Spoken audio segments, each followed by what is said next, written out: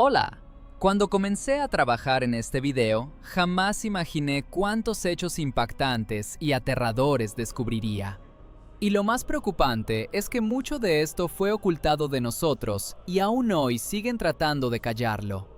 Entre más investigaba, más claro entendía que la versión de la historia que conocemos es solo la punta del iceberg. En este video voy a mostrarles información que puede cambiar por completo su manera de ver las cosas. Vean este video hasta el final. Lo que viene no lo van a escuchar en ningún otro lugar. Y al final entenderán cómo sucedió todo realmente en aquel entonces. Primero se escucha la tambora, luego un grito ahogado y después 2 disparos que rompen el aire caliente de la tarde. Es 1994, tarde del 23 de marzo, en una colonia pobre de Tijuana llamada Lomas Taurinas. En cuestión de segundos, el cuerpo de un hombre cae sobre el polvo. A unos metros, todavía suena una canción festiva, La Culebra, mientras la multitud sigue empujando sin entender que la historia de México acaba de cambiar para siempre. Ese hombre tiene 44 años, una banda tricolor cruzándole el pecho, y apenas 150 días para llegar a la presidencia y tratar de transformar un sistema que lleva más de 70 años en el poder. No lo sabe aún, pero el reloj no solo cuenta hacia el día de la elección de agosto de 1994.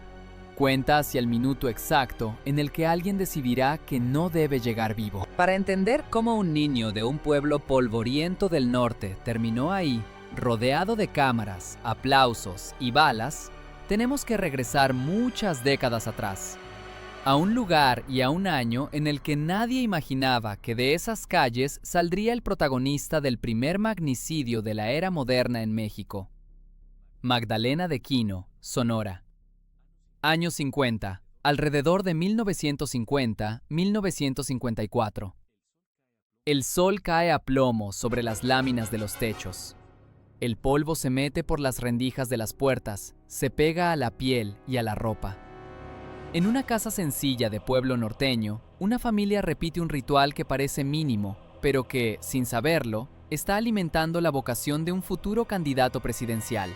El padre, Luis Colosio Fernández, hombre serio, de raíces italianas mezcladas con la rudeza sonorense, mira a su hijo con una mezcla de orgullo y exigencia.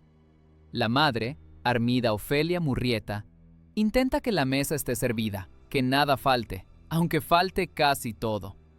Es el México de la posguerra, el México que presume crecimiento en los discursos oficiales, pero donde la vida diaria sigue siendo un ejercicio de resistencia. El niño se llama Luis Donaldo, y mientras otros chamacos se distraen con juegos en las calles polvorientas, él se queda escuchando las pláticas de los adultos sobre política, sobre la crisis, sobre la carestía, sobre ese partido que parece serlo todo desde 1929, el PRI. Magdalena de Quino no es la capital, ni es Monterrey, ni es la Ciudad de México. Es un pueblo donde las distancias se miden por kilómetros de desierto y las oportunidades caben en una mano. Pero es también un lugar atravesado por historias de migrantes y de comerciantes, de campesinos que miran con recelo al centro del país y con esperanza al futuro.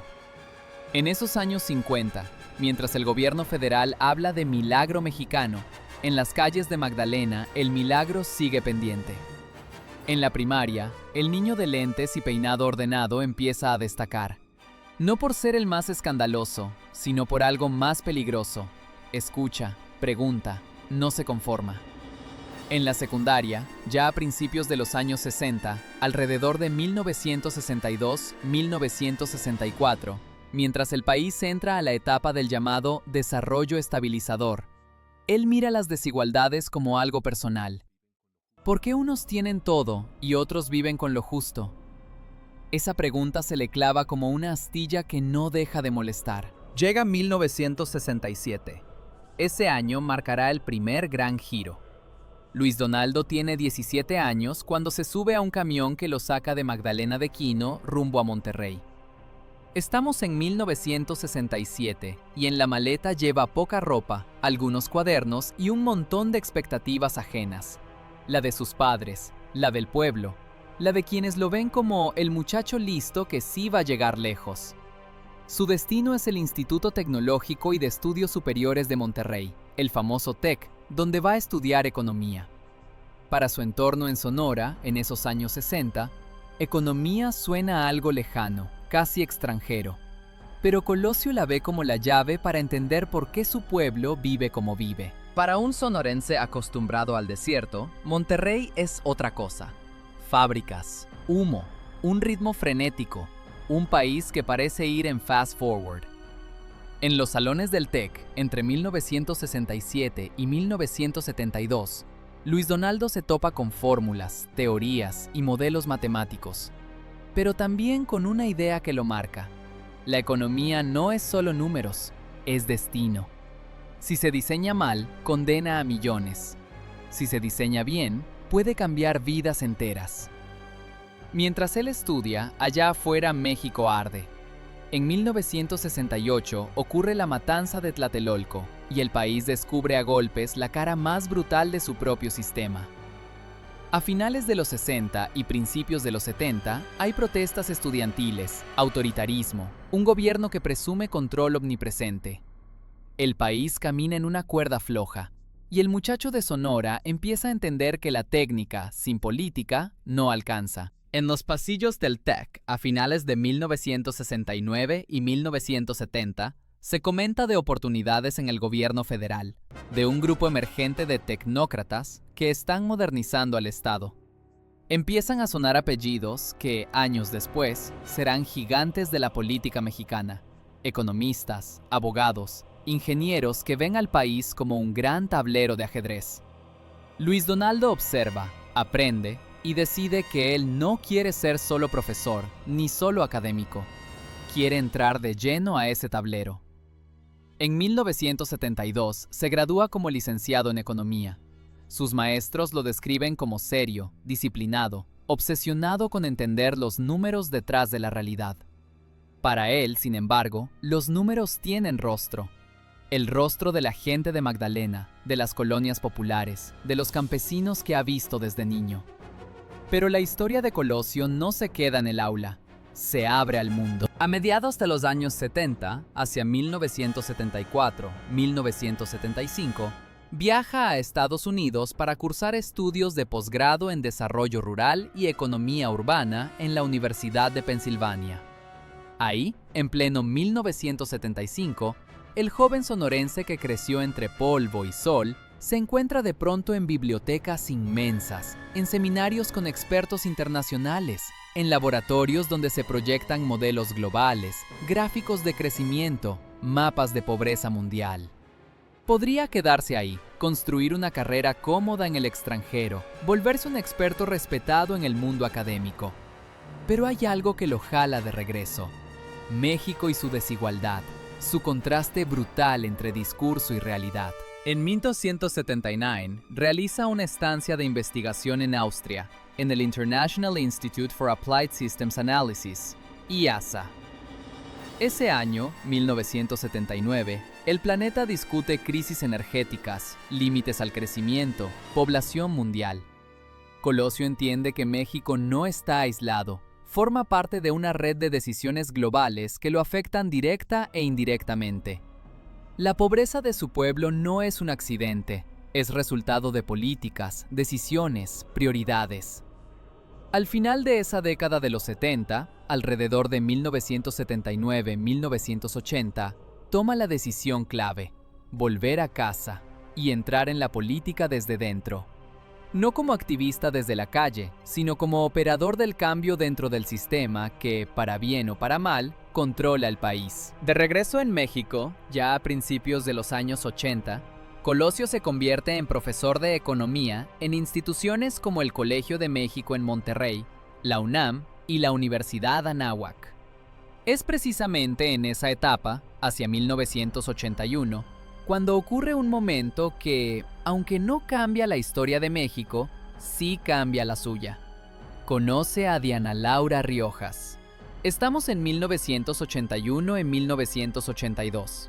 Ella no es solo la esposa del futuro candidato, es una mujer brillante, fuerte, con carácter. Sus amigos dirán después que Diana Laura era de esas personas que te miran directo, que no se impresionan con cargos ni con apellidos.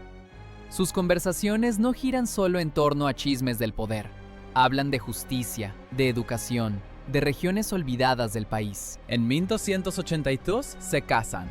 Ese mismo 1982, mientras el país entra en una fuerte crisis económica, devaluación, deuda, nacionalización de la banca, la vida personal de Colosio parece encontrar un punto de estabilidad.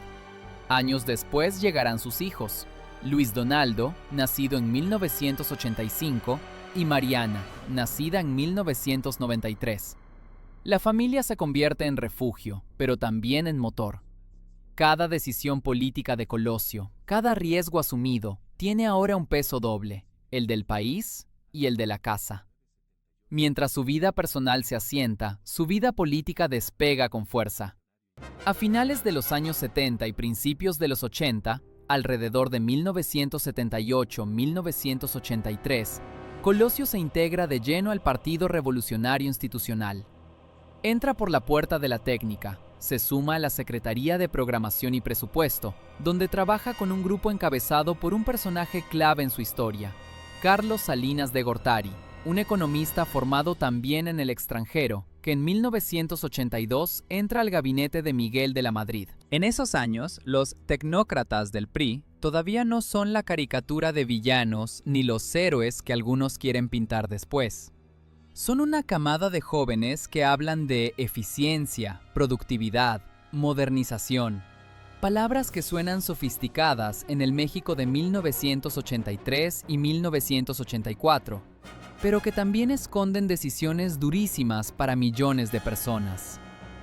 Entre ese grupo aparece otro nombre que se cruzará una y otra vez en el camino de Colosio: Manuel Camacho Solís, economista capitalino, cercano a Salinas, con ambición propia y una enorme habilidad para moverse en los pasillos del poder. A mediados de los 80, alrededor de 1984-1985, Camacho y Colosio no son enemigos, son compañeros de proyecto. Recorren los mismos salones, comparten diagnósticos, participan en la construcción de lo que Salinas llamará después liberalismo social. Pero debajo de la superficie, poco a poco, se va formando algo más. Una competencia silenciosa por el futuro. Ambos saben que el sistema político mexicano tiene una lógica implacable. Solo hay un lugar en la cima. En 1985, el PRI impulsa a Colosio como diputado federal por el Distrito 1 de Sonora. Llega al Congreso con la legitimidad del voto popular y la etiqueta de cuadro técnico confiable. Ese mismo año, 1985, un terremoto sacude la Ciudad de México y desnudará la fragilidad del Estado. En medio de ese caos, Luis Donaldo aprende también a leer otro tipo de dato, el del enojo social. 3 años después, en 1988, en una de las elecciones presidenciales más polémicas de la historia moderna del país, Colosio es electo senador por Sonora. Ese 1988, la caída del sistema, en la noche de la elección, marca para siempre la percepción sobre el PRI y sobre el propio Salinas. Entre sospechas, acusaciones y resentimiento, el partido se aferra al poder. Y en medio de esa tormenta, a Colosio le dan una tarea enorme. Lo convierten en presidente nacional del PRI. Tiene 38 años. Es 1988. Y se sienta en la silla desde la cual se controla, o se intenta controlar, la maquinaria política más poderosa de México. Ahí empieza el verdadero juego. Imagina el escenario. Es 1988 y Carlos Salinas acaba de llegar a la presidencia en medio de acusaciones de fraude. El sistema está golpeado, pero no derrotado. Al frente del partido que sostiene todo ese edificio, colocan a un sonorense que, en lugar de repetir los viejos eslóganes, empieza a hablar de reforma, autocrítica y apertura. Desde 1988 y durante 1989, Luis Donaldo Colosio, como dirigente nacional del PRI, enfrenta una realidad inédita. El poder ya no es incuestionable. En 1989, por primera vez en la historia, el partido en el gobierno reconoce públicamente la derrota en una elección de gobernador. En Baja California gana el candidato del PAN, Ernesto Rufo Appel. El PRI, acostumbrado a ganar siempre, tiene que admitir que perdió. Para muchos priistas de la vieja guardia, ese reconocimiento es una humillación. Para Colosio es una señal de que el sistema necesita cambiar si quiere sobrevivir. Empieza a hablar de democracia interna, de reconciliar al partido con la ciudadanía, de limpiar la imagen de un PRI asociado con corrupción y autoritarismo desde hace décadas, desde los años 40 y 50. Ese discurso le hace ganar respeto entre sectores jóvenes y urbanos, pero también le gana enemigos dentro de las estructuras más rígidas. Mientras tanto, Manuel Camacho Solís brilla desde otro frente. A principios de los 90, en 1990 y 1991, se convierte en jefe del Departamento del Distrito Federal, el hombre fuerte de la Ciudad de México. Desde ahí controla presupuesto, obra pública, relación con medios, negociaciones con empresarios.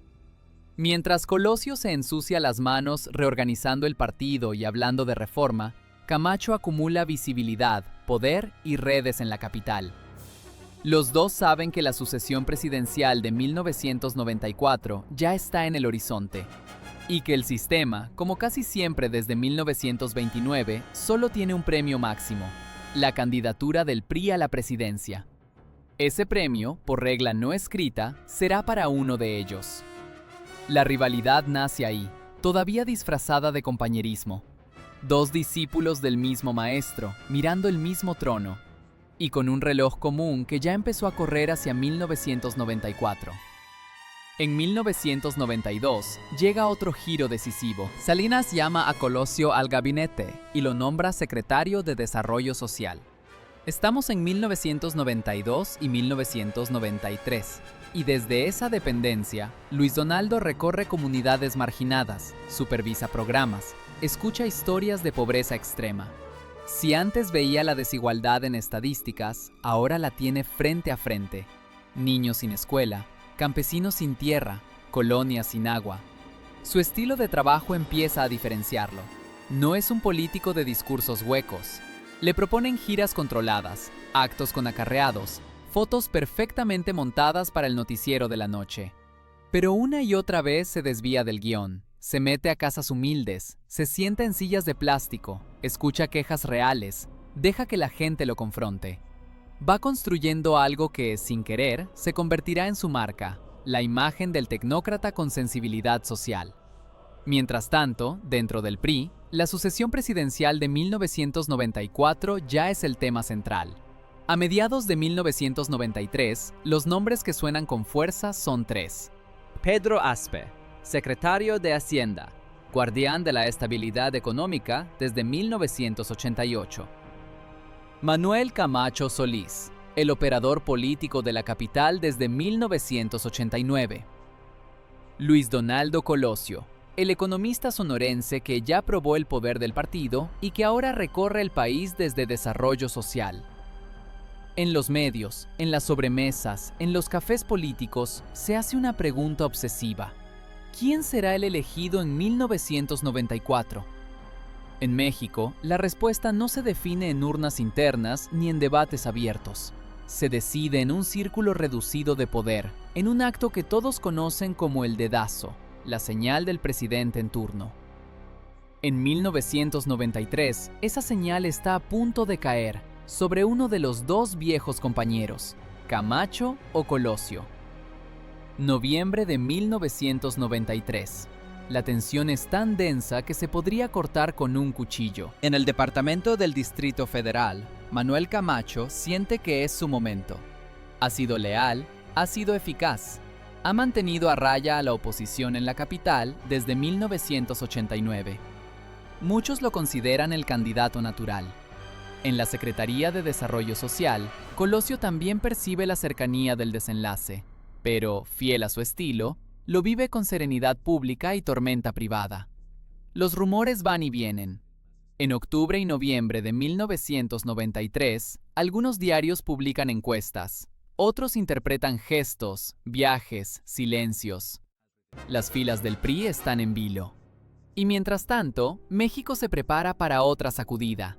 El 1 de enero de 1994 entrará en vigor el Tratado de Libre Comercio de América del Norte, TLCAN, que promete modernidad y apertura.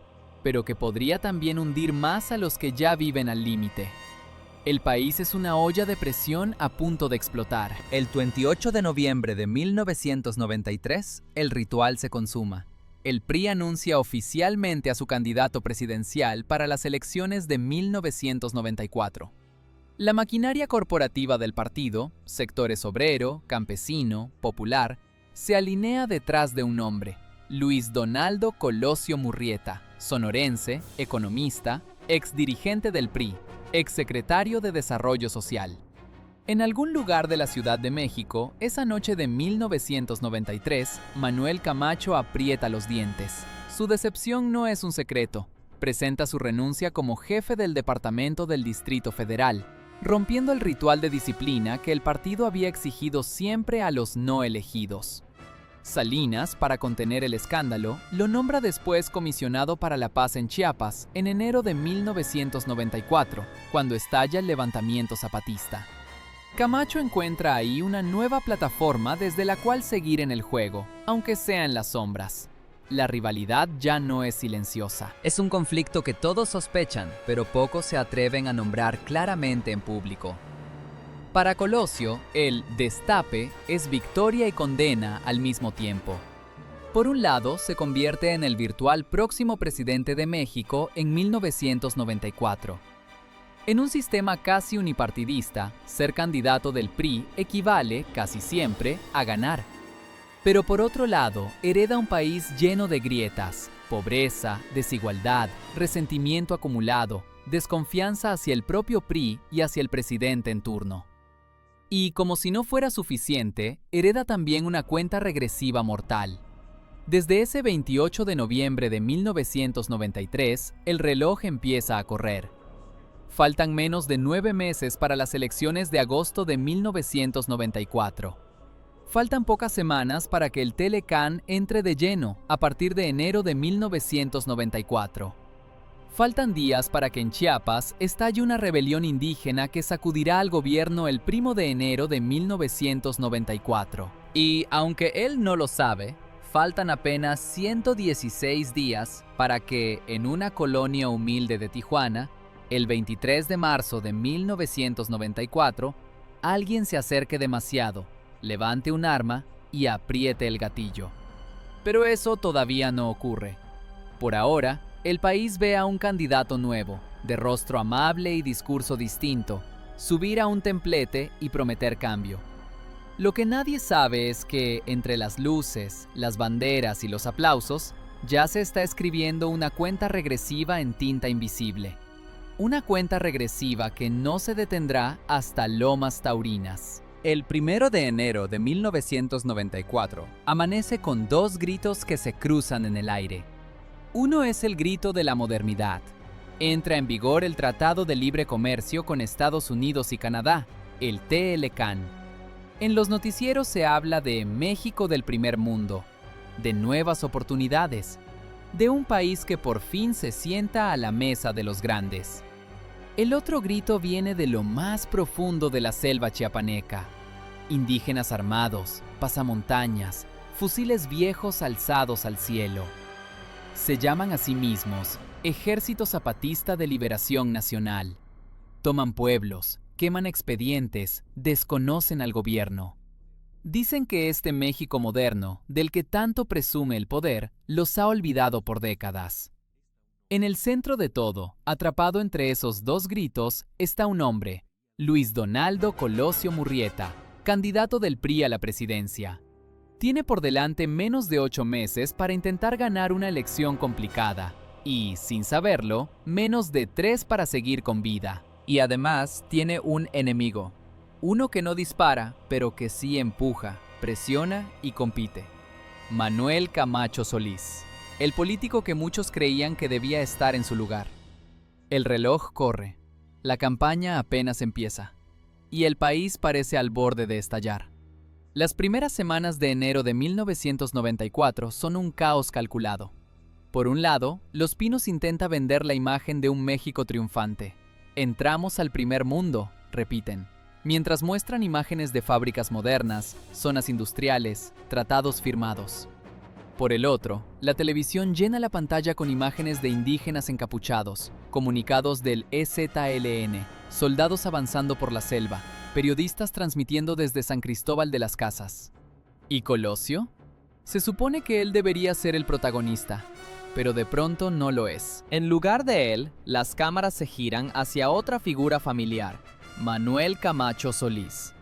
El mismo que había sido marginado cuando el dedazo presidencial señaló a Colosio en noviembre de 1993.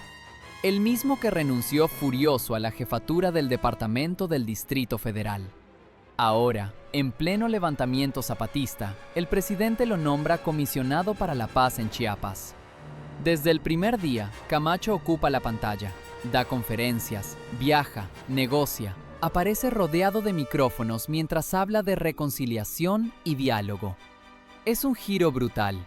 El perdedor de la candidatura se convierte en el rostro del gobierno ante la crisis, mientras el candidato oficial parece desdibujarse. En los pasillos del poder, alguien lo resume con cinismo. El candidato está en Chiapas, pero no se llama Colosio. La campaña presidencial del PRI, que debería arrancar con fuerza a principios de 1994, lo hace como un carro pesado.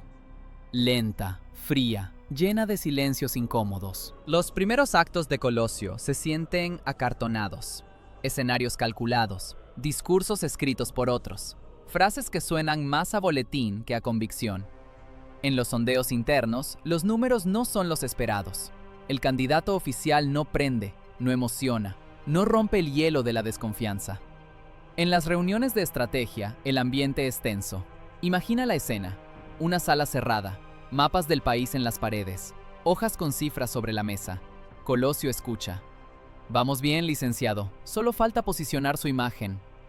No hay de qué preocuparse, la estructura del PRI es sólida. Pero él no se engaña, sabe leer números, ve las tendencias y ve algo peligroso. Ya no basta con ser el candidato del PRI para ganar sin problemas. Hay enojo, hay hartazgo, hay miedo.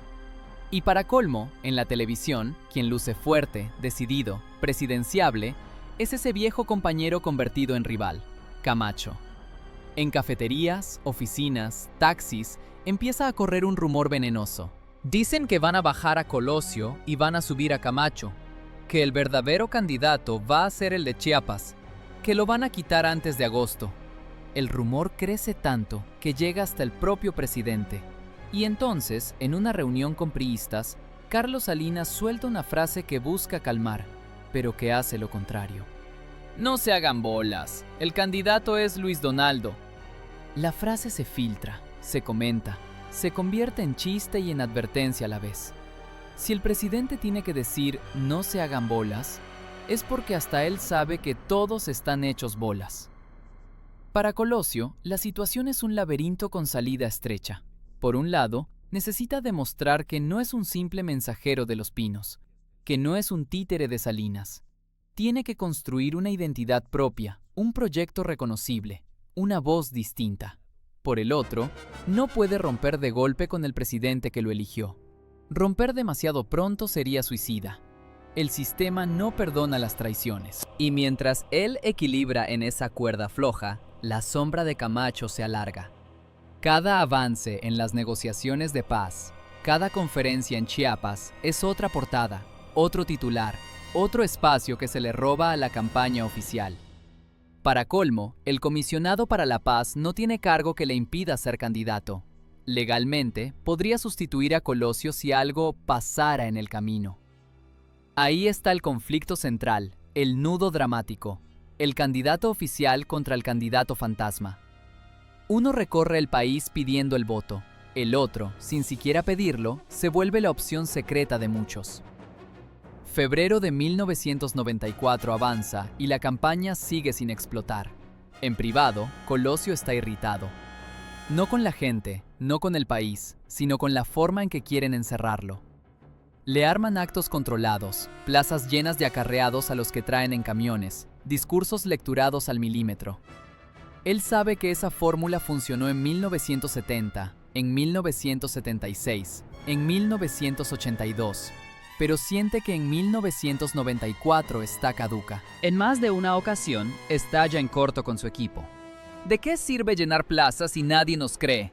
No quiero más discursos vacíos. Y se le mete una idea a la cabeza. Relanzar la campaña con un mensaje que no sea el mismo de siempre.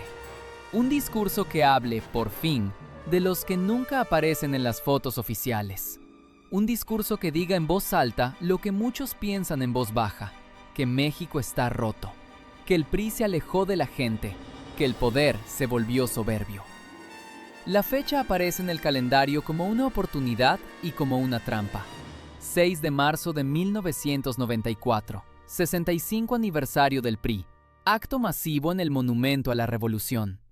Desde hace décadas, ese evento es la celebración máxima del partido. El día de la autocomplacencia, de la fuerza mostrada al país. Pero ese año, Colosio quiere otra cosa. En las noches previas, el drama se intensifica. En una casa modesta de campaña, el candidato y su equipo más cercano escriben y reescriben el discurso. Tachan, corrigen, pelean palabra por palabra. Hay frases que duelen, que incomodan. Hay advertencias. Licenciado, si dice esto, en Los Pinos se van a molestar. Esta parte parece crítica al presidente. Eso de no más soberbia en el gobierno suena muy fuerte. Colosio escucha todas las objeciones, pero cada vez que alguien propone suavizar, él regresa a la versión anterior. Quiere que se note la distancia, la ruptura, el giro. No puede seguir siendo solo el candidato de Salinas. Necesita ser el candidato de la gente. El 6 de marzo de 1994, el Monumento a la Revolución hierve. Banderas tricolores, mantas con su rostro, camisas rojas, pancartas con la palabra unidad. Desde el templete, las columnas del monumento parecen gigantes vigilando la escena. Para la televisión es el marco perfecto. Para el sistema es la prueba de fuerza. Para Colosio es algo más, la última oportunidad de decir quién es realmente. Cuando se acerca al atril, sabe que cada palabra será medida, analizada, subrayada en Los Pinos.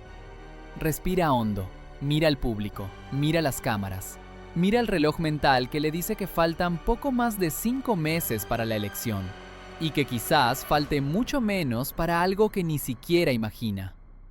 Empieza a hablar de un México que duele, de un México de contraste, donde unos pocos lo tienen todo y muchos no tienen nada. De un México con sed de justicia, harto de prepotencias y de impunidades. De un México que no quiere seguir viendo a un gobierno soberbio, alejado de la sociedad. No es el típico discurso de aniversario. No está lleno de autoelogios. Es, más bien, una radiografía incómoda. En una parte, habla directo contra la soberbia y la corrupción.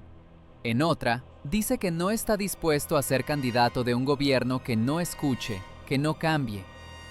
Para muchos, ese día, algo se rompe entre Colosio y el presidente. Analistas lo verán después como un punto de quiebre, un intento de emancipación, casi una declaración de independencia política. Algunos llegarán a decir que, ese día, el candidato firmó su sentencia de muerte. Pero esa tarde, mientras la multitud aplaude, nadie piensa en balas, piensan en esperanza. Por primera vez en meses, la campaña parece tener alma. El efecto del discurso es inmediato. En la gente, en las colonias, en las sobremesas, se repiten sus frases. La imagen de Colosio cambia. Deja de ser solo el elegido del sistema y se convierte en un posible crítico desde dentro. Alguien que, habiendo sido parte del poder, se atreve a señalarle sus defectos. Pero al mismo tiempo, en los círculos del poder, el ruido es ensordecedor. Hay quienes se sienten traicionados, quienes dicen que se le subió, que se olvidó quién lo hizo candidato. Otros ven en él un riesgo, un presidente que llegue con voto legítimo, con respaldo popular, y que no esté dispuesto a obedecer ciegamente. Y mientras tanto, Camacho sigue ahí, moviéndose en paralelo. Cada avance en las negociaciones de Chiapas se convierte en otra portada donde su nombre resalta más que el del candidato. La rivalidad ya no es solo personal, se ha vuelto símbolo de dos caminos posibles para el sistema. El de un cambio controlado, con discurso crítico, pero dentro del orden. O el de una sustitución repentina, un nuevo dedazo que borre a Colosio y coloque a otro. En ese ambiente cargado, el rumor regresa con más fuerza. Lo van a quitar. Camacho va a ser el candidato. Van a hacer un enroque antes de agosto. La presión es tan fuerte que en privado se habla de una reunión para cerrar la herida. El 16 de marzo de 1994 ocurre un encuentro crucial. En una sala discreta, lejos de las cámaras, se sientan frente a frente Luis Donaldo Colosio y Manuel Camacho Solís. No están ahí como viejos amigos, sino como rivales obligados a pactar. Se habla de muchas cosas, de la paz en Chiapas, de la unidad del PRI, del futuro del país. Pero sobre todo, se habla del fantasma que lleva semanas rondando: la posibilidad de que Camacho sustituya a Colosio como candidato. Según versiones posteriores, llegan a un acuerdo. Camacho hará pública su adhesión al candidato, dejará claro que no buscará la presidencia en ese proceso y anunciará que no participará en ninguna elección en agosto. El anuncio se planea para el 22 de marzo de 1994. Ese día, la duda debía terminar. La foto de los dos juntos, sonriendo, sellaría la unidad y apagaría el rumor de la sustitución. Es, aparentemente, un triunfo para Colosio. Por fin su rival se sumará públicamente. Por fin el sistema cerrará filas. Pero el reloj, otra vez, juega en contra. Porque ese anuncio nunca ocurrirá y la foto de unidad jamás se tomará. Los últimos días antes de Lomas Taurinas son una mezcla de cansancio, esperanza y señales raras. Después del discurso del 6 de marzo, la campaña intenta agarrar ritmo. Colosio recorre estados, visita plazas, sostiene reuniones con empresarios, campesinos, maestros. Hay una sensación de que el mensaje está cuajando, de que la gente lo escucha de otra forma. Perfiles en medios, columnas de opinión, analistas hablan de un nuevo tono. Pero también empiezan a aparecer grietas en algo que debería ser intocable: su seguridad. Algunos miembros de su equipo advierten que los cercos de protección son débiles, que los eventos están mal organizados, que cualquiera puede acercarse demasiado. Se habla de desorden entre fuerzas federales, servicio secreto, escoltas del partido. Unos culpan al exceso de confianza, otros sospechan de algo más. En más de un acto, se ve al candidato sudando entre empujones, rodeado de gente que lo toca, lo jala, lo besa, lo empuja. Para la televisión, son imágenes de cercanía. Para un equipo de seguridad profesional, serían escenas de pesadilla. Hay una tensión invisible. Colosio quiere estar cerca de la gente, sentirla, escucharla. No le gustan las barreras de metal ni los cordones estrictos. Pero cada vez que se lanza a la multitud, el reloj de riesgo avanza unos segundos más. Llega el 23 de marzo de 1994. La agenda marca un acto en Tijuana, Baja California, en una colonia popular llamada Lomas Taurinas. No es el lugar más seguro del mundo. Es una zona irregular, calles estrechas, cerros, casas improvisadas. No es el tipo de escenario que uno imaginaría para un candidato que podría ser presidente en unos meses. Algunos dicen que se había pensado en un recinto más controlado, como un lienzo charro o un estadio. Pero al final se optó por Lomas Taurinas. La narrativa oficial habla de cercanía con el pueblo, de no dar de la espalda a las colonias humildes. La narrativa de la sospecha, en cambio, ve otra cosa. Un lugar perfecto para el caos, sin rutas de escape claras, sin controles estrictos de entrada. En el avión rumbo a Tijuana, Colosio parece cansado, pero animado. Tiene 44 años. Le faltan 5 meses para la elección. Lleva sobre los hombros la historia de un partido que no ha perdido la presidencia desde 1929 y la esperanza, o el miedo, de millones. Lo que no sabe es que le faltan poco más de 5 horas de vida. La tarde cae sobre Tijuana. En Lomas Taurinas, la gente se acumula en la pequeña explanada de tierra. Hay niños sobre los hombros de sus padres, vendedores de comida, banderitas tricolores, música de tambora a todo volumen. Suena La Culebra, mientras algunos bailan, otros nada más miran. Otros empujan para acercarse al lugar donde hablará el próximo presidente. El templete es modesto, nada que ver con los grandes escenarios de la Ciudad de México. Unas bocinas, unas lonas, unas vallas mal colocadas. Los organizadores locales hacen lo que pueden. La seguridad parece confiar en que, por ser una colonia humilde, no habrá grandes problemas. Cuando la camioneta de Colosio llega, la multitud se desborda. Él baja, sonríe, levanta la mano. Empieza a abrirse paso entre la gente.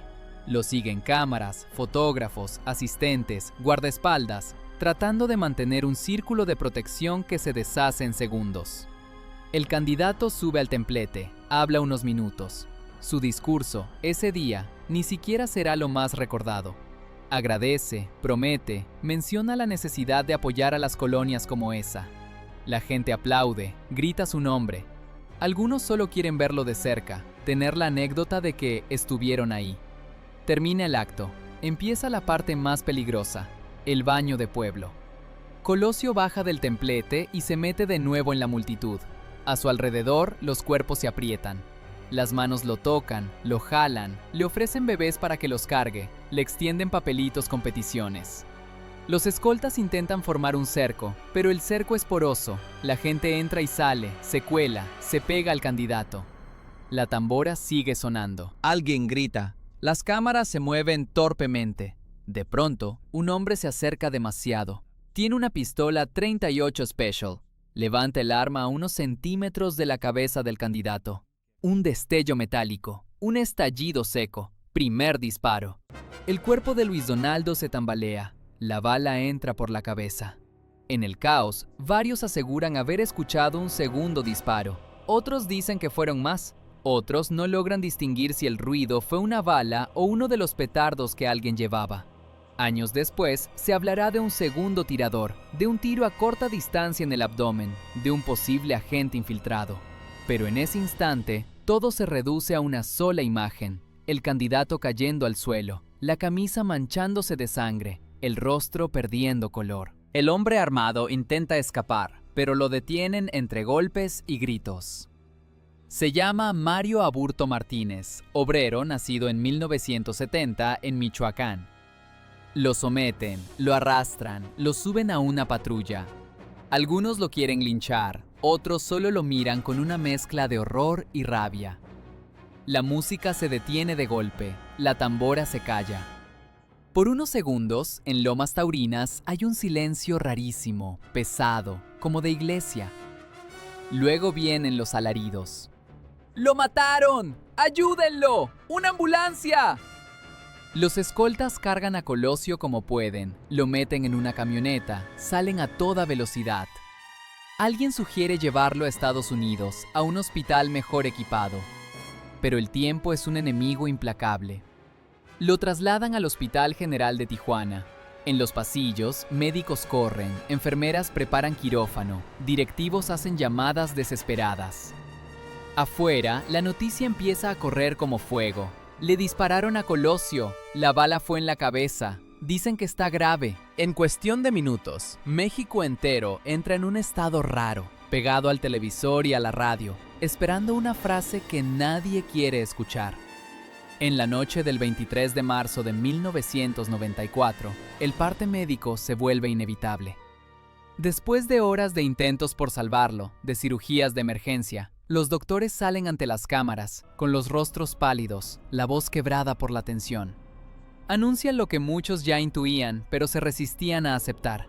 Luis Donaldo Colosio Murrieta ha muerto. El país se queda sin aire.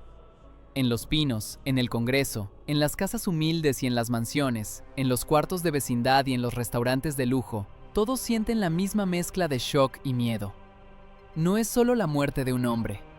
Es el primer magnicidio político de la era moderna en México. El candidato del partido en el poder ha sido asesinado en plena campaña, ante las cámaras, en una colonia pobre. Las teorías empiezan a multiplicarse desde el primer minuto. ¿Fue un asesino solitario? ¿Un obrero confundido?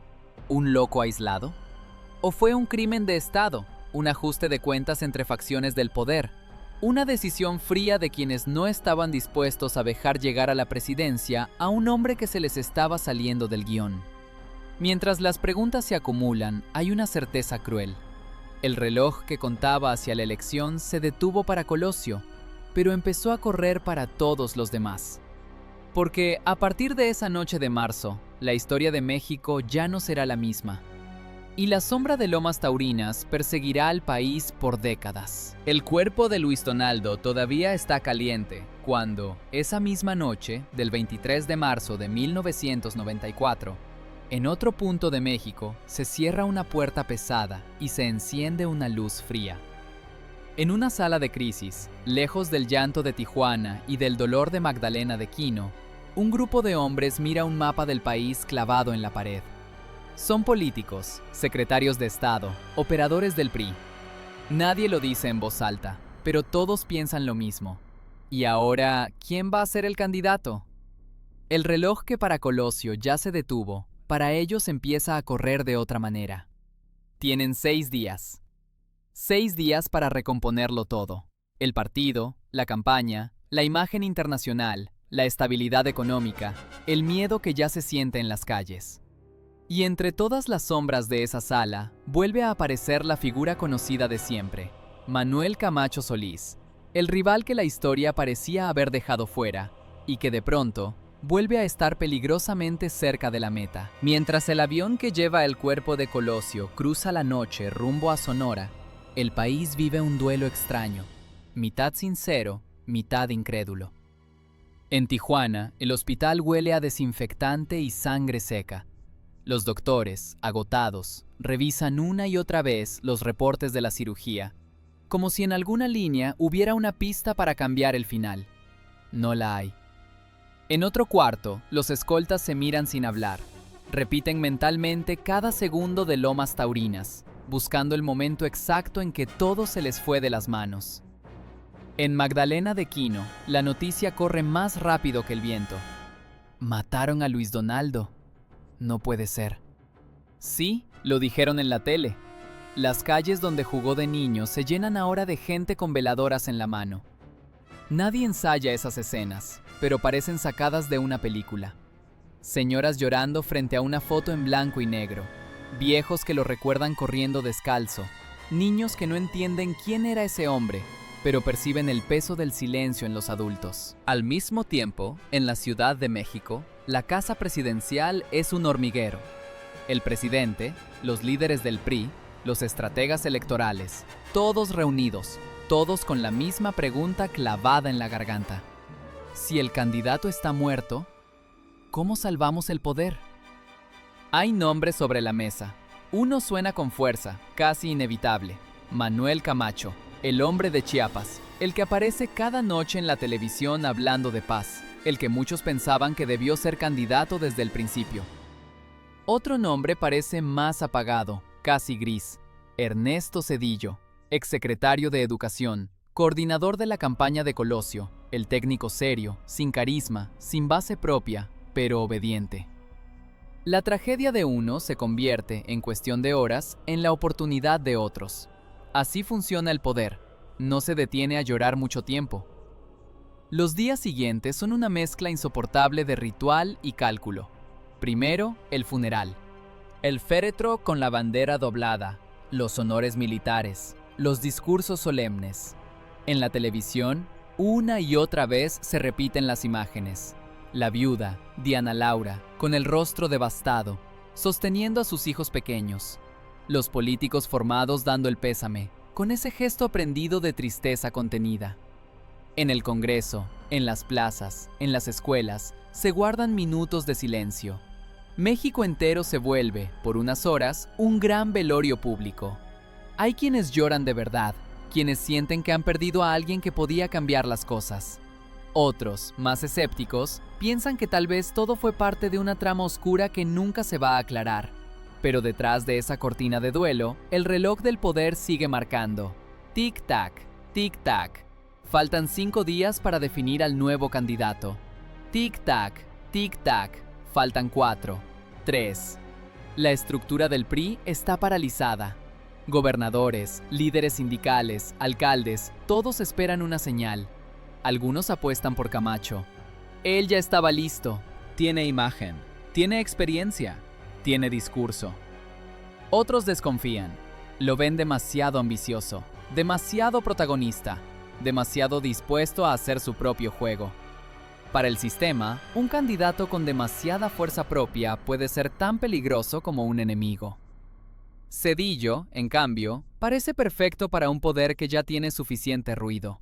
Técnico, disciplinado, sin un ejército personal. Un hombre que, para muchos mexicanos, era apenas un nombre en la propaganda. En esos días de marzo, mientras la familia de Colosio aún no termina de enterrar a su muerto, en otra parte del país se está decidiendo quién ocupará el lugar que él dejó vacío. La rivalidad ya no es Colosio contra Camacho, es Camacho contra un fantasma gris, y contra la desconfianza del propio sistema que lo formó. Al mismo tiempo, en otra oficina, se monta otro escenario, el del caso judicial. Tienen al presunto asesino, Mario Aburto Martínez. Lo presentan ante las cámaras. Lo describen como un obrero, un hombre solitario, con resentimientos, sin conexiones mayores. La versión oficial se arma rápido. Fue un asesino solitario, motivado por sus propias ideas retorcidas, sin respaldo de ninguna organización. Demasiado rápido. Porque la escena de Lomas Taurinas estuvo llena de errores. Cientos de personas pisando el lugar del crimen, autoridades que mueven el cuerpo, casquillos que desaparecen, testimonios que no coinciden. Las cámaras captan ángulos confusos, los audios se superponen. En medio de esa confusión, la Procuraduría General de la República tiene que reconstruir, casi a ciegas, lo que pasó, o fingir que lo hace. Las primeras declaraciones de Aburto parecen una cosa, las segundas, otra. Su rostro en las fotos se ve distinto al de las imágenes de la detención. Empiezan a surgir dudas, rumores de un doble Aburto, teorías sobre un intercambio de personas, golpes, torturas. Nada se comprueba del todo, nada se aclara por completo. Y sin embargo, el discurso oficial se repite con disciplina. Fue un individuo aislado. No hay complot. No hay crimen de Estado. El tiempo también aprieta ahí. No solo hay que encontrar un nuevo candidato, también hay que cerrar el caso antes de las elecciones para que el país recupere la tranquilidad. Pero lo único que se recupera es la costumbre de tragar versiones a medias. En los pasillos del partido, otro drama alcanza su clímax. Hay priistas que siguen insistiendo. Camacho es el indicado. Él debe ocupar el lugar de Colosio. Camacho se deja querer. No lo dice abiertamente, pero tampoco lo niega. Habla de responsabilidad, de estabilidad, de no dejar al país sin rumbo. Quien lo escucha con atención percibe algo más, el eco de un deseo antiguo, el de esa candidatura que se le escapó una vez, y que la muerte de otro podría devolverle. Pero en la mente del presidente pesa también otra cosa, la sospecha. Camacho ha mostrado demasiada independencia, demasiada luz propia, y el sistema mexicano no tolera demasiado bien a los que se salen del guión. En esos 6 días se cruzan llamadas, se hacen consultas, se revisan encuestas, se miden riesgos. Al final, la decisión cae como un hachazo. El nuevo candidato del PRI a la presidencia será Ernesto Zedillo Ponce de León, el técnico, el que nadie tenía en la quiniela. El que, semanas antes, había renunciado a coordinar la campaña para protestar por ciertas decisiones, y que ahora regresa, pero ya no como coordinador, sino como protagonista. Para Camacho es el segundo golpe en menos de un año. Primero, perdió la candidatura ante Colosio. Luego, cuando pensó que la tragedia le abría de nuevo la puerta, se la cierran en la cara. Nato negociador, no arma un escándalo inmediato, pero la ruptura queda sellada. Tiempo después, terminará fuera del PRI, buscando su camino en la oposición. La muerte de Colosio no solo deja un vacío en la boleta, reacomoda ambiciones, rompe lealtades, siembra resentimientos que estallarán años después. Y mientras todo eso ocurre en la esfera del poder, otra historia se desarrolla en otra dimensión, la de lo que Colosio ya había hecho y lo que quería hacer. Porque Luis Donaldo no era solo el candidato asesinado. Antes de Lomas Taurinas, había construido una trayectoria de trabajo duro, de logros concretos, de ideas que muchos consideraban peligrosas precisamente porque tocaban intereses reales. Cuando fue presidente del PRI, a finales de los años 80, se atrevió a impulsar algo que parecía impensable en un partido acostumbrado a ganar siempre: reconocer la derrota cuando ésta sucediera. Baja California fue el caso emblemático, la primera gubernatura que el PRI pierde ante la oposición. Muchos querían pelear hasta el último recurso, desconocer el resultado, forzar la maquinaria. Colosio insistió en lo contrario. Si el voto no se respeta, el partido se muere por dentro. Esa decisión, para algunos priistas, fue una traición, para otros, un acto de lucidez. Pero sembró algo: la idea de que el poder no puede basarse siempre en el fraude y la simulación. Ahí, en esa aceptación dolorosa, empieza un pedazo de la transición democrática que México viviría años después. Como secretario de Desarrollo Social, su trabajo se volvió todavía más visible. No se trataba solo de repartir recursos. El programa Solidaridad buscaba combinar obra pública, participación comunitaria y recursos federales. Todo sonaba muy bonito en el papel, pero en la práctica significaba meterse a los barrios, a los ejidos, a las colonias donde nunca llegaba un funcionario de alto nivel. Colosio no tenía el estilo del político que llega, da un discurso, corta un listón y se va. Le gustaba quedarse, preguntar, escuchar. Había giras en las que, después del acto formal, pedía que lo llevaran a casas donde no estaba todo arreglado para la foto. Se sentaba en una silla de plástico, tomaba un café en vaso de vidrio raspado y preguntaba: ¿qué necesitan? ¿Qué no funciona? ¿Qué les han prometido y no les han cumplido? Esa forma de trabajar generaba escenas incómodas para quienes preferían el control absoluto. Mujeres reclamándole por el agua que nunca llegaba. Campesinos reclamando el precio de sus cosechas. Jóvenes reclamando la falta de empleo. Para muchos políticos, eso era exponerse de más. Para Colosio, era la única manera de no convertir la política social en pura propaganda. Bajo su dirección, se construyeron caminos rurales, clínicas, escuelas, pequeñas obras que, para quienes vivían ahí, no eran logros de gobierno. Eran la diferencia entre estar aislados o conectados, entre atenderse en una curandera o en un médico, entre caminar kilómetros para ir a la primaria o tenerla a unas cuadras. Claro, también hubo uso electoral, clientelismo, manipulación. El PRI no dejaba de ser el PRI, pero la impronta de Colosio era otra. Insistía en que los programas no podían ser solo moneda de cambio para el voto. Quería que se quedaran, incluso si un día el partido perdía la presidencia. Como candidato, comenzó a tejer un proyecto que iba más allá de la suma de discursos. Su famoso mensaje del 6 de marzo no era solo un regaño al poder. Era la punta de un iceberg de ideas elaboradas en meses de trabajo. Reformar la presidencia para quitarle el tono imperial, fortalecer a los municipios, que él veía como el nivel más cercano a la gente. Impulsar una auténtica reforma del sistema de justicia, para que la impunidad dejara de ser la regla. Y enfrentar la pobreza no solo con dádivas, sino con acceso real a educación, salud y empleo. Su equipo de asesores trabajaba en documentos que no iban a salir en la tele, pero que iban a guiar decisiones concretas si llegaba al poder. ¿Cómo redistribuir el gasto público? ¿Cómo abrir de verdad el juego político sin que el país se desmoronara? ¿Cómo enfrentar la violencia incipiente ligada al narcotráfico? ¿Cómo renegociar ciertas condiciones del modelo económico sin provocar un colapso? Aquí aparece uno de los giros más irónicos de esta historia. Muchas de las cosas que Colosio proponía, mayor apertura democrática, alternancia posible en el futuro, combate a la corrupción, eran vistas con recelo por parte de la élite que lo rodeaba. Temían que un presidente con ese mandato terminara, tarde o temprano, volteando la mirada hacia quienes lo habían puesto ahí. Para el sistema, un candidato obediente es útil. Un presidente con legitimidad propia puede volverse incontrolable.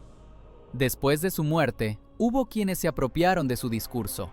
Algunas frases se reciclaron en campañas posteriores, recortadas, desactivadas, usadas como eslogan vacío. Otros políticos empezaron a citarlo en mítines, a poner su nombre en paredes, a invocarlo como símbolo de cambio, mientras hacían exactamente lo contrario de lo que él predicaba. También hubo intentos honestos de seguir su línea. Técnicos y militantes que creyeron de verdad en el liberalismo social que él hablaba. Gente que, desde abajo, intentó transformar municipios, estados, instituciones, tomando como referencia aquel sonorense que hablaba de justicia sin gritar, con calma, con argumentos. Pero el sistema, en lugar de abrazar del todo ese proyecto, decidió otra cosa. Apostó por administrar su memoria y controlar la versión de su muerte. En los años siguientes, se abrieron y cerraron investigaciones, se crearon fiscalías especiales, se publicaron informes, se presentaron nuevos testigos. Cada tanto salía una noticia, un documento, un video, una declaración que alimentaba la sospecha de que la historia que nos contaron no era toda la historia.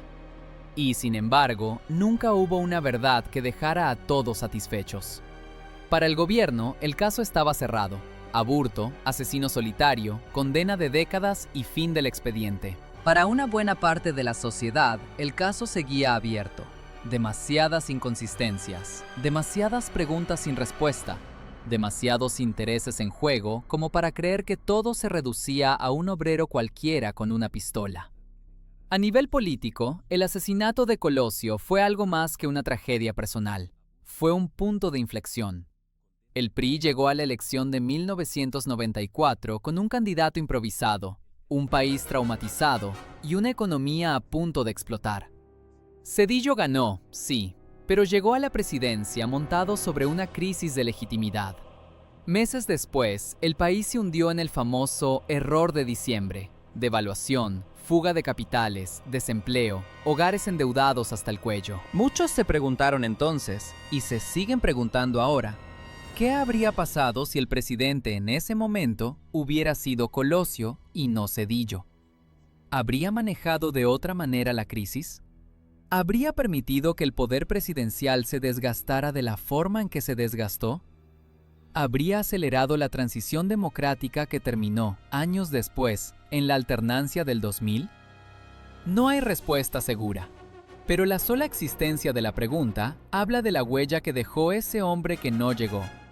Porque al final, lo que Colosio dejó como proceso de trabajo y logros no se mide solo en cargos ni en obras. Se mide en algo más sutil, en la idea de que, incluso desde el corazón del sistema más cerrado, alguien podía atreverse a decir: así no podemos seguir. Esa frase, dicha en distintas formas, es quizás su legado más incómodo, y precisamente por eso, el más poderoso. Dicen que hay muertos que se entierran una sola vez, y otros que el país entero se empeña en desenterrar cada año. La noche del 23 de marzo de 1994 todavía no se acaba cuando, en una casa silenciosa, una mujer ve en la televisión la imagen de su esposo cayendo al suelo en Lomas Taurinas. Es Diana Laura Riojas. Tiene apenas 30 y tantos años, 2 hijos pequeños y un diagnóstico que ya la persigue como una sombra: cáncer. La pantalla muestra al hombre con el que soñó una vida larga, al padre de sus hijos, al candidato que debía convertirse en presidente en diciembre de 1994. La bala lo arrancó de la historia, pero a ella le deja una misión cruel: sobrevivir lo suficiente para proteger la memoria de Luis Donaldo y, sobre todo, el futuro de sus niños. Lo más terrible es que el tiempo juega en contra. Para Colosio, el reloj se detuvo en Lomas Taurinas. Para Diana Laura, el reloj empieza a correr hacia la segunda muerte que marcará a esa familia en menos de un año. Después del funeral, cuando las cámaras se apagan y los discursos se guardan en los archivos, empieza el duelo de verdad. La casa de los Colosios se llena de flores que huelen a iglesia, de llamadas de pésame, de visitas incómodas. Políticos que hace unos meses trataban a Luis Donaldo por su nombre de pila, ahora se acercan con voz grave. Diana, lo que necesites. Estamos contigo. Tu esposo fue un héroe. Ella escucha, asiente, pero en el fondo sabe que muchos de esos abrazos son de compromiso. El sistema está en otra cosa, en elegir nuevo candidato, en controlar el daño, en mandar mensajes de estabilidad. El país no puede detenerse demasiado. Las elecciones de agosto de 1994 siguen en el calendario como una amenaza. Mientras tanto, en esa casa, el tiempo sí se detiene. Sobre la cama donde antes dormían dos, ahora solo duerme una mujer cansada, con el cuerpo debilitado por la enfermedad, con la mente desgarrada por la ausencia. En los cuartos infantiles, dos figuras pequeñas intentan entender lo que nadie sabe explicarles bien. El mayor, Luis Donaldo, tiene 9 años. La pequeña, Mariana, apenas 1.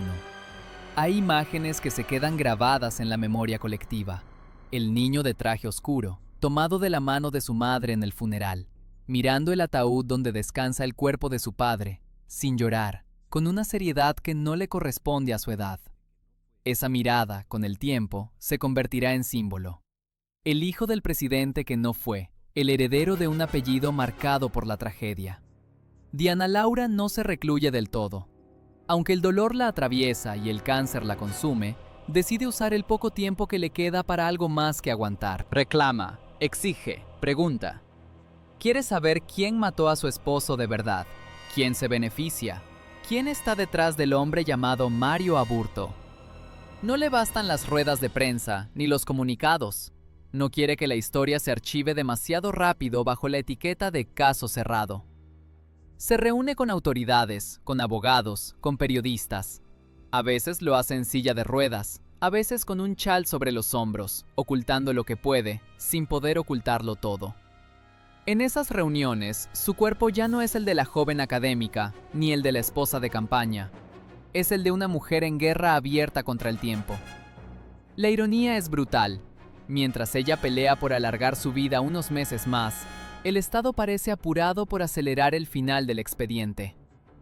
Diana Laura siente que no podrá llegar a la verdad completa, pero se aferra al menos a dejar constancia de su duda, de su escepticismo, de su negativa a aceptar sin más la versión del asesino solitario. En entrevistas breves, con voz cansada pero firme, deja ir frases que hieren al poder. No me han explicado nada. Mi esposo estaba solo cuando lo mataron, pero no estaba solo en lo que significaba. No quiero venganza, quiero verdad. Es una carrera contra el tiempo y contra un sistema que nunca ha sido famoso por aclarar sus propias sombras. El 18 de noviembre de 1994, apenas 8 meses después del asesinato en Tijuana, la noticia vuelve a romper el país en pedazos. Muere Diana Laura Riojas. No por un arma, no en un acto público, no entre tamboras y gritos, sino en una cama de hospital, vencida por el cáncer que la venía acechando desde antes de que las balas mataran a su marido. En menos de un año, esos 2 niños han quedado huérfanos de padre y madre. El mayor no ha cumplido 10 años. La pequeña apenas empieza a hablar. La tragedia de los Colosio deja de ser solo un caso político y se convierte en historia familiar que toca fibras profundas. Un candidato asesinado, una esposa enferma que no alcanza a ver justicia, unos hijos que cargarán para siempre con un apellido que abre puertas y heridas al mismo tiempo.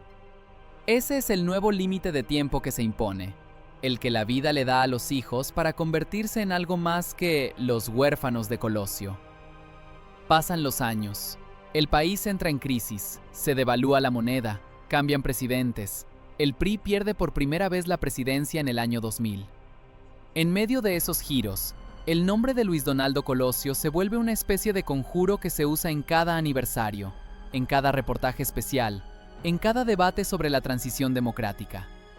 Cada 23 de marzo, las imágenes vuelven. Lomas taurinas, el templete, la tambora, el cuerpo cayendo. Se publican artículos, se difunden documentales, se repiten los mismos fragmentos del discurso del 6 de marzo. Ese "Veo un México" que se ha vuelto frase tatuada en la memoria del país. Pero mientras la figura del padre se convierte en mito público, la vida de los hijos sigue otra lógica, más silenciosa, más íntima. Crecen lejos de reflectores, cambian de escuela, de ciudad, de entorno. Se mudan a Monterrey, donde encuentran parte de la familia que les ayuda a sostenerse. Hay quienes quieren protegerlos de todo, mantenerlos lo más lejos posible de la política, como si el apellido fuera un peligro ambulante. Otros, en cambio, los miran como posibles fichas futuras, como si el destino estuviera escrito y algún día uno de ellos tuviera que regresar a la arena donde el padre cayó. La historia mexicana conoce bien ese guión. Hijos de caudillos, de presidentes, de mártires que vuelven a la política cargando el legado familiar. Pero aquí hay una pregunta pendiente. ¿Querrá realmente alguno de ellos repetir el camino que tanto dolor le costó a su casa? El tiempo da su propio giro de tuerca. El niño serio del funeral, el que miraba el ataúd en 1994, crece. Se convierte en un joven que estudia, que intenta ser normal pese a llevar un nombre que pesa como ladrillo: Luis Donaldo Colosio Riojas. Estudia Derecho, se forma en universidades de Monterrey, trabaja, se casa, tiene hijos. En entrevistas posteriores, contadas y cuidadosas, dirá que durante muchos años se negó a entrar a la política, que le parecía territorio maldito, marca de dolor. Que le costó ver a su padre como algo más que la figura del póster, del discurso escolar, del documental en la tele. Pero la historia, otra vez, insiste. En la segunda década del siglo XXI, cuando México vive nuevas crisis, violencia, corrupción exhibida en videos, escándalos de gobernadores prófugos, Colosio Riojas empieza a involucrarse en causas ciudadanas, en organizaciones que impulsan transparencia y participación. Poco a poco, el interés cívico se convierte en participación directa. Da un paso que muchos temían y otros deseaban. Entra en política activa. No lo hace por el PRI, el partido que llevó a su padre a la candidatura y al mismo tiempo cargó con la sospecha de su muerte. Lo hace por otro camino. Fuerza emergente, colores distintos, un discurso que habla de ciudadanizar el poder, de romper inercias. Primero llega al Congreso local. Después, con el tiempo, da un salto mayor. Se convierte en presidente municipal de Monterrey, una de las ciudades más importantes del país. El apellido Colosio vuelve a aparecer en boletas electorales, en mantas, en espectaculares, pero ahora acompañado de un segundo nombre que remarca la continuidad: Luis Donaldo. La escena es casi cinematográfica. Veintitantos años después de Lomas Taurinas, un Colosio vuelve a subir a un templete, vuelve a hablar de cambio, de justicia, de honestidad. Los periodistas inevitablemente preguntan: ¿en qué se parece a su padre? ¿Va a retomar el proyecto interrumpido de 1994? ¿No le da miedo repetir la historia? El joven político contesta con una mezcla de prudencia y firmeza. Reconoce el legado, pero insiste en su propia autonomía. No quiere ser solo el hijo de, quiere construir su propio camino. Y sin embargo, el país entero lo mira como si viera un fantasma que regresa, más joven, a la misma batalla. Ese es el gran giro. El apellido que simbolizó una muerte política regresa ahora como promesa futura, pero también como recordatorio de que el poder en México no es un juego inocente. Fuera de la esfera familiar, la figura de Colosio padre se convierte en territorio disputado. Para algunos, es el último priista que pudo haber cambiado al PRI desde dentro, una especie de redentor frustrado. Para otros, es más bien símbolo de lo que el sistema hace cuando uno de los suyos intenta moverse demasiado rápido. Lo descarrila, lo borra, lo convierte en mártir y lo administra como recuerdo rentable. Su rostro aparece en murales, en canciones, en películas, en series. Se filma una cinta sobre su asesinato. Se producen documentales que revisan frame por frame los videos de Lomas Taurinas. Se publican libros que prometen la verdad final y rara vez la ofrecen. Cada cierto tiempo surge una nueva revelación, un testigo, un exfuncionario, un documento desclasificado. El país vuelve a hacerse la misma pregunta de siempre. Entonces, ¿quién mandó matar a Colosio? La respuesta nunca llega completa. Y quizá por eso su figura se mantiene viva. Al no cerrarse el caso en la conciencia colectiva, el personaje nunca termina de irse. Se queda flotando, como una pregunta sin resolver sobre el tipo de país que somos. En las redes sociales, en los memes políticos, en las discusiones de sobremesa, su discurso del 6 de marzo se reactiva una y otra vez cada vez que México atraviesa un nuevo escándalo de corrupción o de impunidad. Veo un México con hambre y sed de justicia. La frase suena escrita para 1994, pero también para hoy. Ese es otro límite de tiempo que se rompe. Las palabras de Colosio dejan de ser de un año concreto y se vuelven diagnóstico permanente. Los lugares también guardan memoria. En Magdalena de Quino, su pueblo, levantan un mausoleo donde descansan sus restos. La estructura, de mármol claro y líneas sobrias, se convierte en santuario civil. Cada 23 de marzo llegan hasta ahí políticos, curiosos, admiradores sinceros, gente que solo quiere agradecer o reclamar algo frente a esa tumba. Hay escuelas, calles, parques que llevan su nombre. Escuela Primaria Luis Donaldo Colosio, Colonia Luis Donaldo Colosio, Unidad Deportiva Luis Donaldo Colosio. En algunas de esas colonias, la realidad golpea con ironía.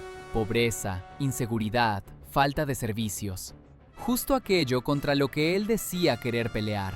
Es como si el país dijera, te recordamos, pero al mismo tiempo no terminara de hacer lo que ese recuerdo exige. En Tijuana, el terreno donde lo mataron se transforma. Lomas Taurinas deja de ser solo un conjunto de calles polvosas, se vuelve símbolo. Se levanta un monumento, se pavimentan accesos, se marcan placas. La escena del crimen se convierte en lugar de peregrinación política y de curiosidad histórica. Hay quienes visitan ese sitio y se paran justo donde cayó el candidato, mirando al horizonte, como si quisieran entender qué se siente estar en el punto exacto donde cambió el país.